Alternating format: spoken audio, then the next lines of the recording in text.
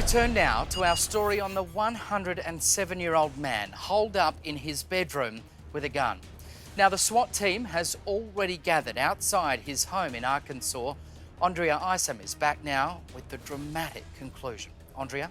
Today, for the very first time, we see the entire incident play out on a hidden camera placed in the bedroom. The standoff was underway. This is the video captured during the encounter between Pine Bluff, Arkansas police and the town's oldest living resident, 107-year-old Monroe Isidore. Crime Watch Daily showing you exactly what happened that September day. An agitated Monroe has grabbed his gun and randomly fired. He fired off one round inside the house. Remember, police secretly slid a poll camera in the room to keep an eye on the old man. And for an hour, this is what they recorded. The almost super centenarian looking like he's preparing to take an afternoon nap. He's all stretched out on his bed, not looking at all like the barricaded shooting suspect they'd come looking for.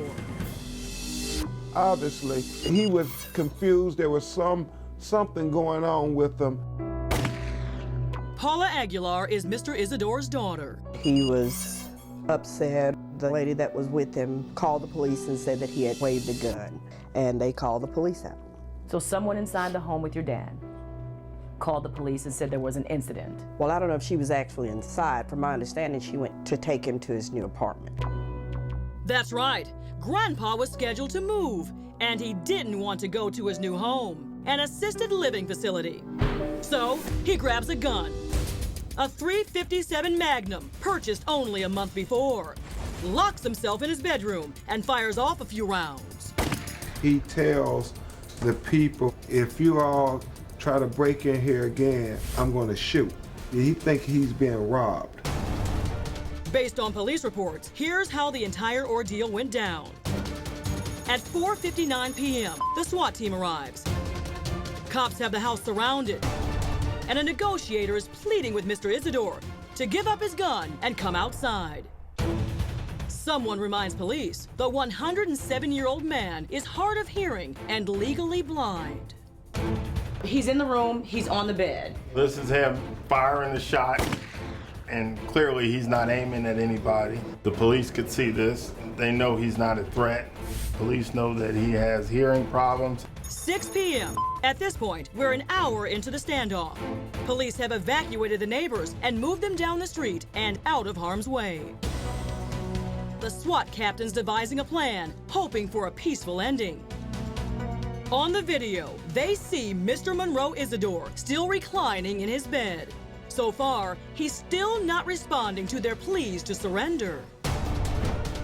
6:07 p.m. The plan goes into action. Suddenly, 2 cans of tear gas are thrown into the room. That's more than enough to force anyone out. The noise is so loud, it startles the old man. And he responds with more gunfire. The number one priority would be to preserve life.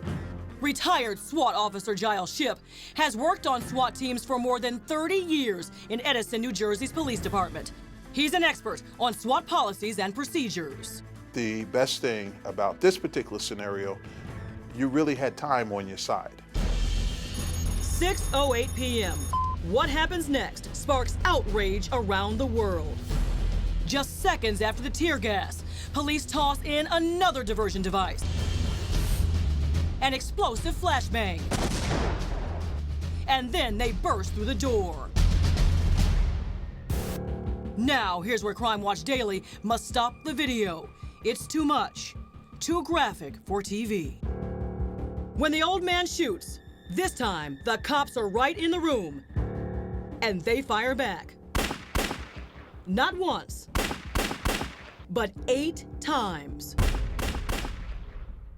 1019 to the coroner's office, stand by. Sadly, Pine Bluff's oldest senior citizen, 107-year-old Monroe Isidore, is dead. He never got out of his bed. It was just hard to believe. And she said, "Your daddy, he's dead, they killed him." And I'm like, are you kidding me? So yeah, it was pretty shocking, and they shot my dad up. I didn't even recognize him. He loved the police. To just think that that would be the way that he died, it was just unreal. What do you think they should have done?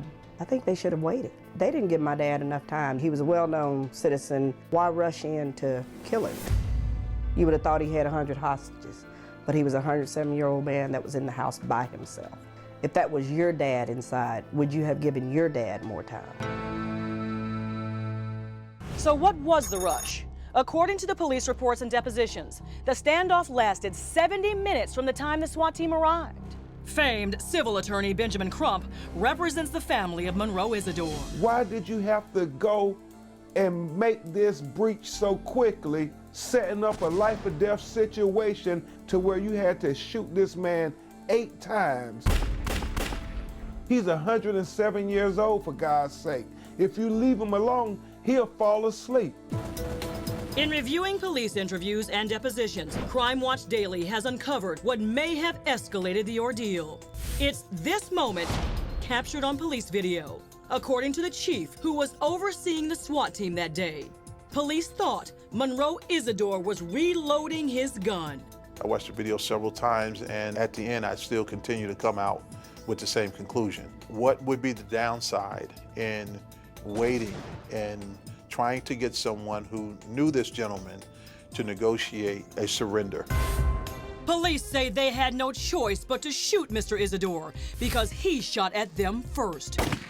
Once the door was opened, that barricaded door, he had the option to put the gun down. Had he done so, he'd be alive now. Everyone agrees the ending was ugly and totally heartbreaking. There were several officers that were emotional because they knew him.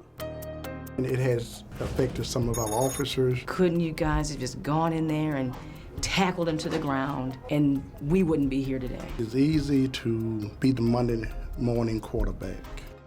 Ivan Whitfield is the assistant police chief in Pine Bluff. He was at the standoff that day too.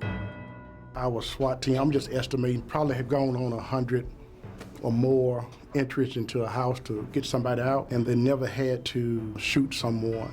And just this time, it occurred. It was a bad result, one that we was not expecting, but even in police work, bad things happen. Tragic incident that will be around and we will be debating and talking about it for years to come. At the time, social media had much to say about the shooting of the 107-year-old man. In Pine Bluff, the debate is still raging today.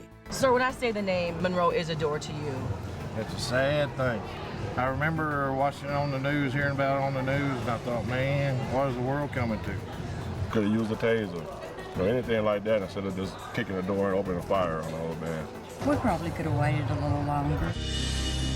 When special prosecutors reviewed the case, they ruled Mr. Isidore's death a justifiable homicide. No charges would be filed.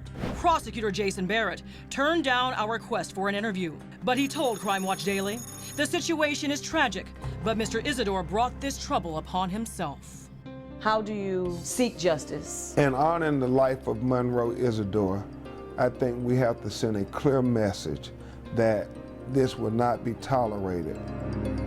The family of Monroe Isidore is still grieving. They're also suing the city of Pine Bluff over their father's violent death. And we love him and he miss him a lot. It's not over for you. No, or my family.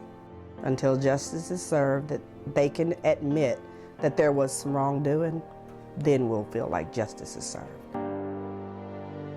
Andrea, this story is sad beyond words. Very sad. I mean, after 107 years on this earth, to go out in that way is just unthinkable. What's the latest then on the only other avenue that's still open to the family here, which is the civil lawsuit that's been filed? Well, right now, the family is seeking pain and suffering and mental anguish damages, as well as funeral expenses. And another thing we want to point out, their attorney, Benjamin Crump, also represented the family of Trayvon Martin in their civil lawsuit as well.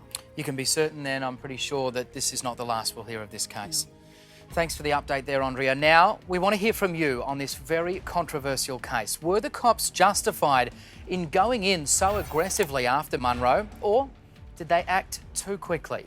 Tell us what you think at facebook.com/CrimeWatchDaily.